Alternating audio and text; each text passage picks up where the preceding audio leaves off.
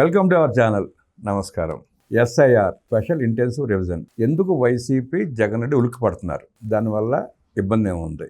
2 ఓట్లు ఉంటే 1 ఓటు ఉంటుంది, 1 ఓటు పోతుంది. అంటే దొంగ ఓట్లు పోతాయి. దానికి భుజాలు తడుకోవాల్సిన అవసరం ఏముంది? ఎందుకు కంగారు పడతా ఉంది? ఎందుకు ప్రెస్ మీట్లు పెట్టి ప్రభుత్వం ఏదో కుట్ర చేస్తున్నట్టు ప్రచారం చేస్తున్నారు? ఎస్ఐఆర్కి రాష్ట్ర ప్రభుత్వానికి సమన్వయం ఉంది. ఎస్ఐఆర్ చేపట్టేది ఎలక్షన్ కమిషన్ ఆఫ్ ఇండియా, స్వతంత్ర సంస్థ. ఎస్ఐఆర్ వల్ల ఉపయోగం ఏంటి? నిజంగానే ఓట్లు పోయే అవకాశం ఉందా? నిజమైన ఓట్లు పోతే ఎలా చేయాలి? ఏంటి పరిస్థితి? తెలుసుకునే ప్రయత్నం చేద్దాం. విశ్లేషణ టైం అంతా కూడా ఉన్నారు సీనియర్ జర్నలిస్ట్ సత్యమూర్తి గారు. వారిని మరిన్ని విశేషాలు తెలుసుకుందాం. నమస్తే సార్. నమస్కారం అండి. ఎస్ఐఆర్ అంటే జగన్ రెడ్డి భుజాలు తడుకుంటున్నాడు. ఉదాహరణగా తమిళనాడు, వెస్ట్ బెంగాల్ చూపిస్తున్నాడు. అక్కడ 90 లక్షల ఓట్లు పోయినాయి అంటున్నాడు, ఇక్కడ 1 కోటి ఓట్లు పోయినాయి అంటున్నాడు. నిజంగా వాస్తవంగానే మన రాష్ట్రంలో కూడా ఓట్లు పోయే అవకాశం ఉందా? దానివల్ల నిజమైన ఓటర్కి ఏమైనా ఇబ్బంది కలిగే అవకాశం ఉందా?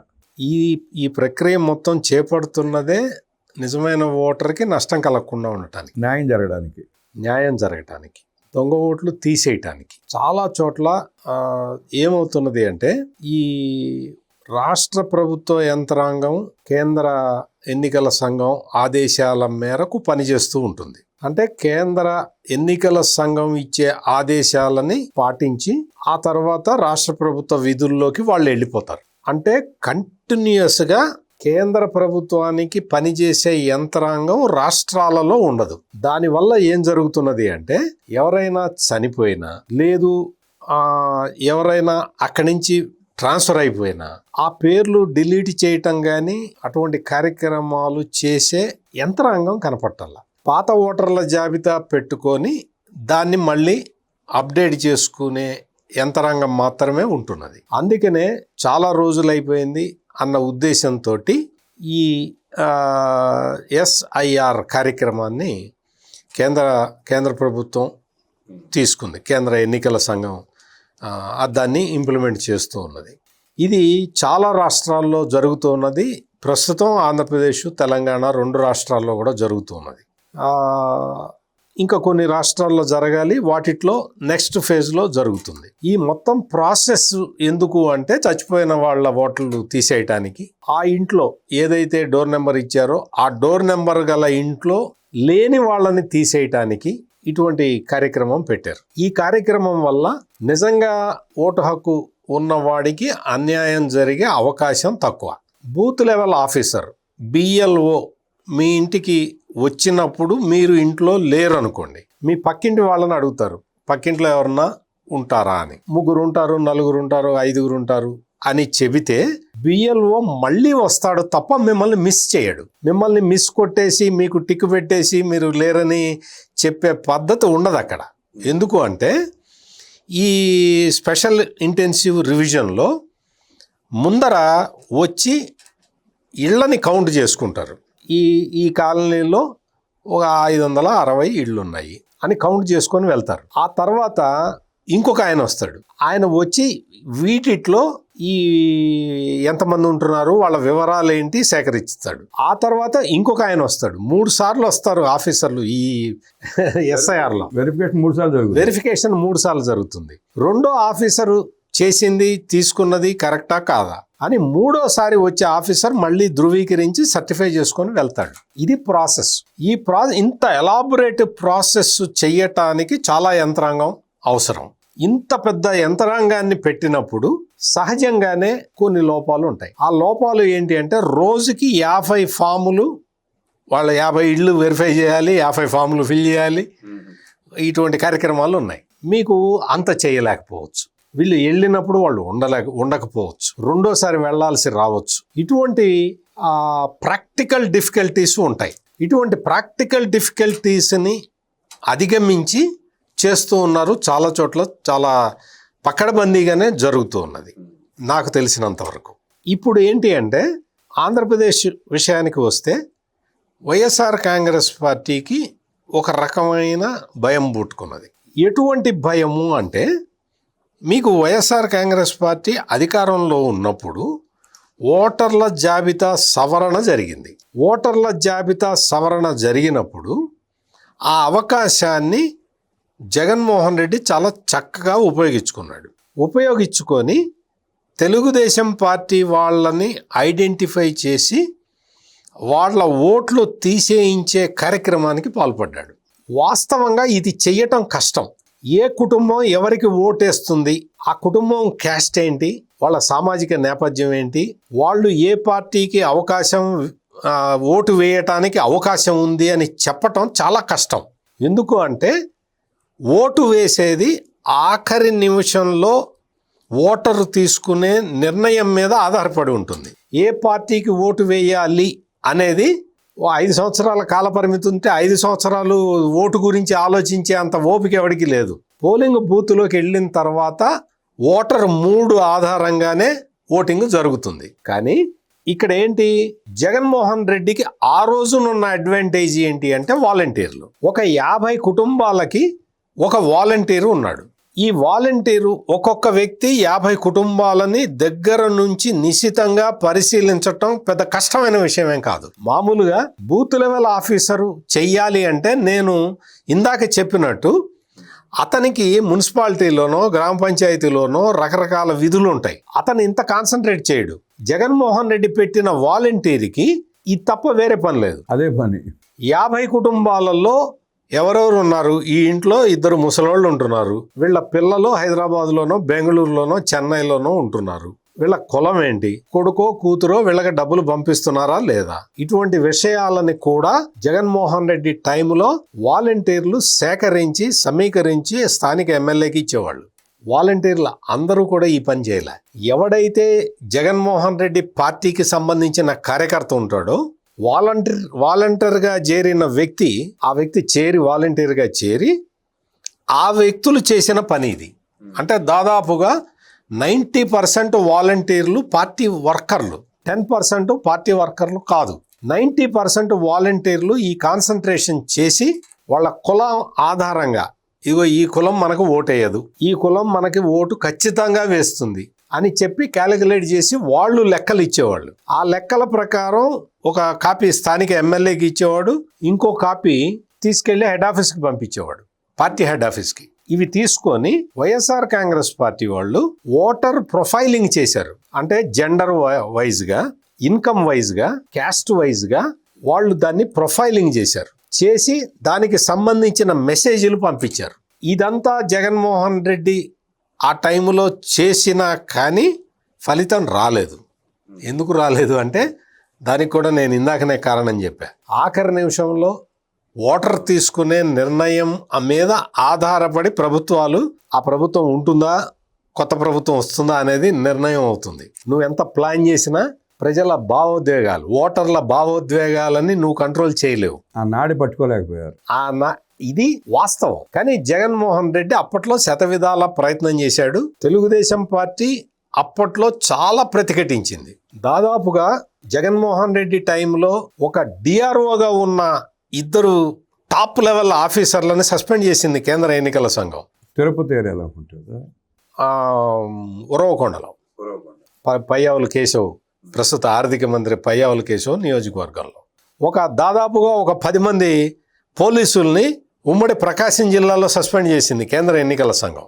ఈ కింది స్థాయి వాళ్ళైతే ఒక 500-600 మంది రాలిపోయి ఉంటారు. అంటే ఇంత భారీ ఎత్తున అవకతవకలకి పాల్పడ్డాడు ఆ రోజున జగన్మోహన్ రెడ్డి. ఫామ్ 6, ఫామ్ 7 అనేవి కీలకమైన విషయాలు. ఫామ్ 6ని ఉపయోగించి కొత్త ఓటర్ చేరడానికి ఆ ఫామ్ 6ని ఫిల్ చేసి ఇస్తే కొత్త ఓటర్ చేరతాడు. జగన్మోహన్ రెడ్డి ఫామ్ 6ని వాడుకోలే. మీకు క్లియర్ కట్గా చెప్తున్నా నేను, ఏ రాజకీయ పార్టీ అయినా ఫామ్ 6ని వాడుకుంటుంది. జగన్మోహన్ రెడ్డి ఫామ్ 7ని వాడుకున్నాడు. ఓట్లు తొలగించే ఫామ్ 7ని జగన్మోహన్ రెడ్డి చాలా జాగ్రత్తగా పకడ్బందీగా వాడుకున్నాడు. మళ్ళీ నేనే గెలుస్తాను అనుకున్నాడు. ఫామ్ 7 ఉపయోగించి తెలుగుదేశం పార్టీ వాళ్ళ ఓట్లు తీసేయించాడు. ఇది వాస్తవంగా జగన్మోహన్ రెడ్డి ఆ రోజు చేసిన కార్యక్రమం. తెలుగుదేశం పార్టీ ఒక పెద్ద వింగ్ పెట్టి ఒక ప్రొఫెషనల్ని అందులో పెట్టి వాళ్ళు భారీ ఎత్తున వాళ్ళు డ్రైవ్ చేసినా కానీ వాళ్ళకు కూడా అంతు చిక్కలేదు. ఎందుకు అంటే వాలంటీర్ల సైన్యం ఉన్నది జగన్మోహన్ రెడ్డికి. గవర్నమెంట్లో ఉన్న ఆఫీసరు, ఆ డిస్ట్రిక్ట్ లెవెల్లోనో మున్సిపల్ లెవెల్లోనో ఉన్న ఆఫీసరు ఆ ఎమ్మెల్యే ఛాయిస్ ఉంటాడు. ఆ ఎమ్మెల్యే వైసీపీ ఉంటాడు. అందుకని తెలుగుదేశానికి ఫైట్ చేయటం చాలా కష్టం అయిపోయింది. ఇదంతా ఆ రోజు జరిగిన కథ. కట్ చేస్తే కూటమి ప్రభుత్వం అధికారంలోకి వచ్చిన తర్వాత జగన్మోహన్ రెడ్డి ఏం చేశాడు అంటే సిస్టమేటిక్గా ముందు పరకాల ప్రభాకర్ అనే ఒక మేధావిని ప్రయోగించాడు.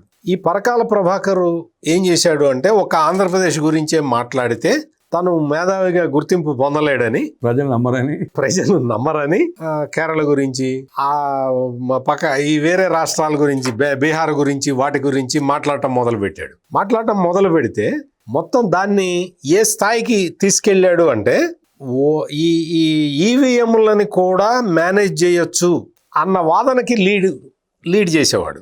ఓటర్ల జాబితా సవరణ దగ్గర నుంచి మొదలుపెట్టి ఈవీఎంలని మ్యానిపులేట్ చేసే వరకు తీసుకెళ్లేవాడు.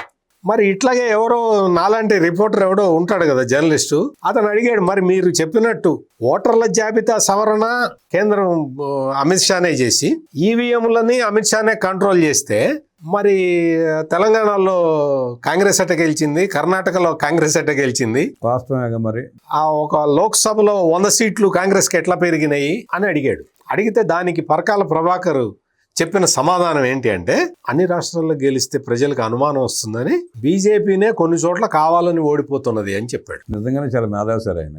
అంటే నీకు ఎక్కడెక్కడ కావాలో, ఎక్కడెక్కడ ఓట్లు మ్యానిపులేట్ చేసుకోవాలో అక్కడ చేసుకొని గెలుస్తున్నారు. మొత్తం దేశ ప్రజలందరికీ డౌట్ రాకూడదని ఒక్కొక్క రాష్ట్రంలో ఓడిపోతున్నారు. అంటే ఇంతకన్నా గొప్ప విశ్లేషణ ఎవరికన్నా ఉంటుందా? ఎవరి దగ్గరైనా ఉంటుందా? నాకు తెలిసి అయితే ఎవరి దగ్గర ఉండదు. వెస్ట్ బెంగాల్లో గెలవటానికి బీజేపీ ఎన్ని సంవత్సరాల నుంచి ఫైట్ చేస్తున్నది అక్కడ. ఇప్పుడు మొన్న థంపింగ్ మెజారిటీతో గెలిచింది. అంతకుముందు 80 సీట్ల దగ్గర ఆగిపోయింది. మరి అప్పుడు ఈవీఎంలు అమిత్ షా నొక్కలేదా? వీళ్ళు కంట్రోల్ చేస్తుంటారు అప్పుడు. అందుకని ఏంటి అంటే ఇటువంటివన్నీ ఈ ఆర్గ్యుమెంట్లన్నీ తీసుకొచ్చి ఈవీఎంలన్నీ కూడా మేనేజ్ చేయొచ్చు అన్న అభిప్రాయాన్ని ప్రజల్లో కలిగించి ఆ తర్వాత వైఎస్ఆర్ కాంగ్రెస్ పార్టీ వాళ్ళు ఈ పరకాల ప్రభాకర్ చెప్పిన ఆర్గ్యుమెంట్ని ముందరికి తీసుకెళ్లారు. ఫర్దర్గా కొంచెం ముందరికి తీసుకెళ్లిన తర్వాత ఈ పరకాల ప్రభాకర్ చెప్పింది మొత్తం అందరికీ ఎక్కింది, అందరికీ వెళ్ళింది ఆ సమాచారం అని తెలిసిన తర్వాత జగన్మోహన్ రెడ్డి ప్రెస్ కాన్ఫరెన్స్ పెట్టి, ఇందాక మీరు చెప్పారు కదా వెస్ట్ బెంగాల్లో, తమిళనాడులో అక్కడ 70 లక్షలు తీశారు, ఇక్కడ 1 కోటి తీశారు అని చెప్పి మొదలుపెట్టాడు. ఇప్పుడు వైఎస్ఆర్ కాంగ్రెస్ పార్టీ జిల్లా స్థాయి నాయకులు అంటే మాజీ ఎమ్మెల్యేలు వాళ్ళు మొదలుపెట్టారు. ఒక్కొక్కడు వచ్చి నాకు మా ఓట్లు తీసేస్తున్నారు అని చెప్పడం మొదలుపెట్టారు. నిన్న ఒక ఆయన చెప్పాడు, మొన్న ఈ ఒక్క ఎగ్జాంపుల్ చెప్తాం మీకు. అంటే వైఎస్ఆర్ కాంగ్రెస్ పార్టీ ఎట్లా ప్రచారం చేస్తున్నది, ఈ స్పెషల్ ఇంటెన్సివ్ రివిజన్ మీద వ్యతిరేక ప్రచారాన్ని ఎట్లా చేస్తున్నది అనే దానికి మీకు ఒకటే ఎగ్జాంపుల్ చెప్తా. వేరే నేను ఎందుకంటే నేను మేధావిని కాదు, నేను మామూలు మనిషిని కాబట్టి ఒక ఎగ్జాంపుల్ చెప్తా. మైదుకూరు మాజీ ఎమ్మెల్యే, అతని పేరు రఘురామిరెడ్డి. అతను మొన్న వచ్చి ఈ సర్లో మొత్తం చంద్రబాబు నాయుడు అన్ని ఓట్లని, వైసీపీ ఓట్లని తీసేయిస్తున్నాడు, చంద్రబాబు నాయుడు పవన్ కళ్యాణ్ కలిసి వైసీపీ ఓట్లు లేకుండా చేస్తున్నారు అని ఆయన ఒక అరగంట ప్రెస్ కాన్ఫరెన్స్ పెట్టాడు. పేరుతో సహా చెబుతున్న మైదుకూరు మాజీ ఎమ్మెల్యే రఘురామిరెడ్డి. ఆయన చెప్పిన ఎగ్జాంపుల్ ఏంటి అంటే, నా కొడుకు దుష్యంత్ రెడ్డి, నా కోడలు లక్ష్మీ ప్రసన్న ఈ ఓట్లని తీసేశారు. నా కొడుకు నా కోడలు ఓట్లే తీసేశారు అంటే మీరు అర్థం చేసుకోండి ఈ ఓటర్ల జాబితా సవరణ ఎంత చండాలంగా జరుగుతున్నదో అని ఆ పెద్ద మనిషి వచ్చి విలేకరుల సమావేశంలో చెప్పాడు. అంటే కొడుకు కోడల పేరు చెప్తే ప్రజలు నమ్ముతారు అనుకున్నాడు ఆయన. చూపించాడు, తీసేశారు, డిలీటెడ్. అతని పేరు దుష్యంత్ రెడ్డి శెట్టిపల్లి, కోడల పేరు లక్ష్మీ ప్రసన్న శెట్టిపల్లి. వాళ్ళ పేర్ల మీద డిలీటెడ్ అని ఉన్నది. అది తీసుకొచ్చి చూపించాడు. డిలీట్ చేశారు మా కోడలు కొడుకు ఓట్లు. అసలు ఇంతకీ ఆ ప్రక్రియ మొదలైందండి. చెప్తా, అంటే ఈ ఎగ్జాంపుల్ చెప్పంగానే చెప్తా. నా కొడుకు కోడలు ఓట్లు డిలీట్ చేశారు అని చెప్పి కాగితం చూపించాడు. వాస్తవంగా ఏం జరిగిందో తెలుసా? ఈయన కొడుకు దుష్యంత్ రెడ్డికి, కోడలు లక్ష్మీ ప్రసన్నకి ఒకే ఊర్లో మైదుకూరు నియోజకవర్గం చిన్న గురవలూరు అనే గ్రామంలో ఈ కొడుక్కి కోడలికి 2 చోట్ల ఓట్లున్నాయి. ఒకే గ్రామంలో. ఒకే గ్రామంలో, నియోజకవర్గం గ్రామంలో, ఒకే గ్రామంలో 2 చోట్ల ఓట్లున్నాయి. ఒకటి ఓసీ కాలనీ మొదటి వీధిలో ఒక ఓటు ఉంది వీళ్ళిద్దరికి. ఎస్సీ కాలనీ 2వ వీధిలో కూడా వీళ్ళకి ఓటు ఉంది. ఈ సర్లో బూత్ లెవెల్ ఆఫీసర్ వెళ్ళి చూసి మొత్తం అన్ని పరిశీలించిన తర్వాత ఈ దుష్యంత్ రెడ్డికి, ప్రసన్నకి, వీళ్ళకి ఒక ఓటే ఉంచి 2వ ఓటు తీసేశారు. రామబ్రహ్మ గారు, ఇప్పుడు చెప్పండి, మీరు సర్ చేయాలా వద్దా? చేయాలి, తప్పకుండా చేయాలిగా. ఈ దుష్యంత్ రెడ్డి, ఈ లక్ష్మీ ప్రసన్న లాంటి ఓట్లు, డ్యూయల్ ఓట్లు, డబుల్ ఓట్లు ఎన్ని చోట్ల ఉండుంటాయి? ఈ వైఎస్ఆర్ కాంగ్రెస్ పార్టీ వాళ్ళు ఎంత మందిని చేర్చి ఉంటారు? అంటే మీరు ఆధారాలతో చెప్పబట్టి వాస్తవమైన అర్థమవుతా ఉంది. లేదంటే ఎమ్మెల్యే, మాజీ ఎమ్మెల్యే చెప్పినట్టు నమ్మే పరిస్థితి ఉంటుంది ప్రజలు. అతను నమ్మించడానికే ప్రయత్నం చేస్తూ ఉన్నాడు. అతను ప్రయత్నం అంతా కూడా నమ్మించటానికే. నా కొడుకు కోడలు ఓటు తీసేశారు, నా కొడుకు కోడలు ఓటు తీసేశారు అని చెప్తూ ఉన్నాడు. దొంగ ఓటు తీసేశారు, ఒక ఓటు ఉంచారు. ఇది వాస్తవం. ఈ వాస్తవం చెప్పడు. ఈ రోజున కడప టౌన్కి సంబంధించి నిన్న మొన్నటి వరకు డిప్యూటీ సీఎంగా పనిచేసిన అంజాద్ బాషా వచ్చి చెప్తూ ఉన్నాడు, మా ఓట్లు తీసేస్తున్నారు, మా ఓట్లు తీసేస్తున్నారు, మా ఓట్లు తీసేస్తున్నారని. మేము అవసరమైతే న్యాయ పోరాటం చేస్తామని. Your welcome. న్యాయ పోరాటం చెయ్యి. ఓటు తీసేస్తే ఖచ్చితంగా న్యాయ పోరాటం చేయొచ్చు. అసలు వీళ్ళందరికీ, వైసీపీ లీడర్లకి నేను చెప్పేది ఏంటంటే, దీనికి తొడలగొట్టి సవాల్ చేయక్కర్లా. నా ఓటర్ల జాబితా చూసుకుంటా నేను. నా ఓటు లేకపోతే బిఎల్ఓ దగ్గరికి వెళ్ళి నా ఓటు తీసేశారు, నేను బలానా ఊళ్ళో బలానా డోర్ నెంబర్లో ఉంటున్నాను, ఇదిగో మా ఆధార్ కార్డు, ఇదిగో నా కరెంటు బిల్లు, మీరు పెట్టండి అంటే పెట్టేస్తాడు. అంతేగా, సింపుల్గా అయిపోద్ది. నువ్వేమి పెద్ద తొడలు కొట్టక్కర్లా, మీసాలు మెలేయక్కర్లా, అవసరం లేదు. దుష్యంత్ రెడ్డికి ఒకే ఊళ్ళో 2 ఓట్లు ఉన్నట్టు అంజద్ బాషాకి వార్డుకు ఒక ఓటు ఉంటుంది కడపలో. అది భయం. ఇప్పుడు అవన్నీ తీసేస్తారని భయపడి ముందు కాళ్ళకి బంధం వేసేట్టు రాష్ట్ర ప్రభుత్వం మొత్తం సరి చేస్తున్నది ఎవరు? కేంద్ర ఎన్నికల సంఘం. కేంద్ర ఎన్నికల సంఘం ఆధ్వర్యంలో చేస్తున్నప్పుడు నువ్వు ఏం చేయాలి? నీ ఓటు నువ్వు కాపాడుకోవటానికి ప్రయత్నం చేయాలి. నేను అంటే నాకు రాజకీయాలతో సంబంధం లేదు కాబట్టి నా ఓటు జోలికి చాలా మంది రాకపోవచ్చు. అన్లెస్ నేను బలానా పార్టీకి ఓటు వేస్తాను అని ఎవడన్నా గ్రహించి గుర్తించి నా ఓటు తీసేయించడానికి ప్రయత్నం చేస్తే తప్ప నా ఓటు ఎక్కడికి పోదు. పల్లెటూళ్ళల్లో ఆ ప్రాబ్లం ఉంటుంది, నేనేం కాదంటల్లా. కానీ నువ్వు మీసాలు మెలేసి తొడలు కొట్టక్కర్లా. నువ్వు మామూలు బిఎల్ఓ దగ్గరికి వెళ్ళి వాడికి ఆధారాలు ఇస్తే వాడే పెడతాడు. సార్, పల్లెటూళ్ళలో అయినా ఏ పార్టీ కార్యకర్త అయినా నిజంగా ఓటు ఉంటే తీయటానికి కూడా జంగుతాడు. ఎవరు తీయరు. అటువంటి పరిస్థితులు ఉండవు. కానీ బురద చల్లటానికి దీన్ని వాడుకుంటూ ఉన్నారు. ఈ స్పెషల్ ఇంటెన్సివ్ రివిజన్ పెట్టిందే డ్యూయల్ ఓట్లు తీసేయటానికి, చచ్చిపోయిన వాళ్ళ పేర్లు తీసేయటానికి, ఆ ఊళ్ళో ఆ డోర్ నెంబర్లో ఉండని వాళ్ళ ఓట్లు తీసేయటానికి. ఇది సక్రమంగా 100% సక్రమంగా జరుగుతుంది అని నేను కూడా చెప్పను. ఎందుకు అంటే చేసేవాడు కూడా మనిషే. పొరపాటు జరగవచ్చు, సరి చేసుకోవచ్చు. కింది స్థాయి ఉద్యోగస్తుడు వాడికి నేను ముందరే చెప్పా కదా, ఒక్కొక్కడు 50 ఫాములు నింపాలి అంటే తాడు దిగుతుంది. వాడికి human it is not possible.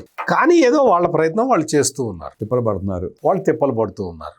నువ్వు వాళ్ళకి సహకరించాలి. నువ్వు వాళ్ళకి సహకరిస్తే వాళ్ళు చేయాల్సిన పని ఈజీగా పూర్తవుతుంది. అట్లా కాకుండా నీ రాజకీయ పార్టీకి ఉన్న బురద తీసుకొచ్చి కేంద్ర ఎన్నికల సంఘానికి పూస్తాను అంటే కుదరదు. అంటే భవిష్యత్తులో ఎట్టా వస్తుందో ఆ రోజు ఈ వార్తలు క్లిప్పింగ్స్ పెట్టుకుని వాదించడానికి బాగుంటుందని చెప్పి రెడీ చేసుకుంటున్నారు. ఇప్పటి నుంచి స్క్రిప్ట్ రాసుకుంటున్నారు. అంతకు మించి ఏం లేదు. అందుకని మీకు ఏ రాష్ట్రంలో కూడా ఇప్పుడు వెస్ట్ బెంగాల్లో జరిగిన ఎన్నికల్లో ఈ సర్ చేసి ఓట్లు తీసేసిన కాన్స్టిట్యున్సీలు ఒక 46 కాన్స్టిట్యున్సీలు, ఎక్కువ ఓట్లు తీసేసినవి 46 కాన్స్టిట్యున్సీస్ ఉన్నాయి. ఈ 46 కాన్స్టిట్యున్సీస్లో 30 కాన్స్టిట్యున్సీస్ మమతా బెనర్జీ పార్టీ గెలిచింది. మరి ఆయన ఆవిడ ఎందుకంటే గగ్గోలు పెడుతుంది. సర్ ప్రకారం ఓట్లు తీసేసిన ఎక్కువ కాన్స్టిట్యున్సీల్లో మమతా బెనర్జీ తృణమూల్ కాంగ్రెస్ గెలిచింది. ఎక్కడైనా అదే జరుగుతున్నది. తమిళనాడులో కూడా అంతే. తమిళనాడులో నీకు ఈ మొత్తం ప్రజలందరూ విజయ్కు ఓటేస్తే సర్ ఏం చేస్తుందండి? కేంద్ర ఎన్నికల సంఘం ఏం చేస్తుంది? విజయ్కి అన్ని సీట్లు వస్తాయని విజయ్కే తెలీదు. ఇంకా విజయ్ వచ్చి మ్యానిపులేట్ చేస్తాడా? అవును. కేంద్ర ఎన్నికల సంఘం మ్యానిపులేట్ చేస్తుందా?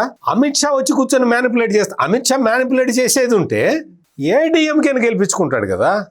అంటే వీళ్ళ ఆర్గ్యుమెంట్లు అన్నీ కూడా ఒక బయాస్డ్గానే ఉంటున్నాయి. చంద్రబాబు నాయుడు ఆధ్వర్యంలో కూటమి ప్రభుత్వం గెలవంగానే ప్రజలు మన మీద ఆగ్రహంగా ఉన్నారు అని గ్రహించకుండా ఈవీఎంల దయ వల్ల గెలిచారు అని చెప్పారు. నిన్నగాక మొన్న 2 సంవత్సరాల కాలం పూర్తి చేసుకుంటే 2 సంవత్సరాల ఈవీఎం పాలన అని ఇదే జగన్మోహన్ రెడ్డి పెట్టించాడు. అంటే ఈ జగన్మోహన్ రెడ్డి వాస్తవాన్ని గ్రహించడానికి సిద్ధంగా ఉండటం లేదు. ఏ సందర్భంలో కూడా నిజాన్ని గ్రహించటానికి అతను సంసిద్ధుడుగా ఉండటం లేదు. వాస్తవాన్ని గ్రహిస్తే తప్ప నువ్వు ఎన్నికల స్ట్రాటజీలు వేయలేవు. వాస్తవానికి భిన్నంగా ఆలోచించే నీలాంటి వ్యక్తులు ఎన్నికల స్ట్రాటజీలు వేయలేరు. అందుకని నా రిక్వెస్ట్ ఏంటి అంటే ఈ జగన్మోహన్ రెడ్డికి వాస్తవాలు తెలుసుకో, వాస్తవాలు తెలుసుకొని సరికి సహకరించు.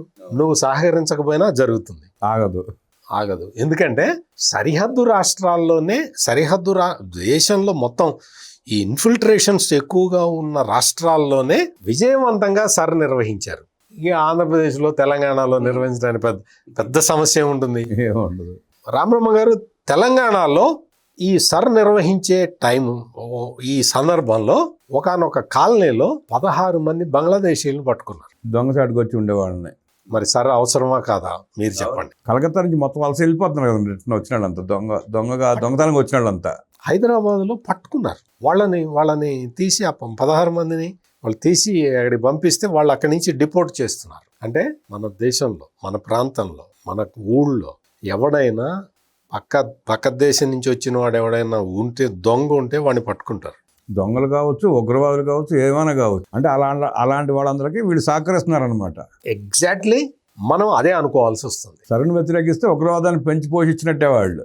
సరి గురించి జగన్మోహన్ రెడ్డి చేస్తున్న వికృత రాజకీయ క్రీడల గురించి అనేక విషయాలు మనకు తెలియజేసిన సత్యమూర్తి గారికి ధన్యవాదాలు తెలియజేస్తూ నమస్కారం.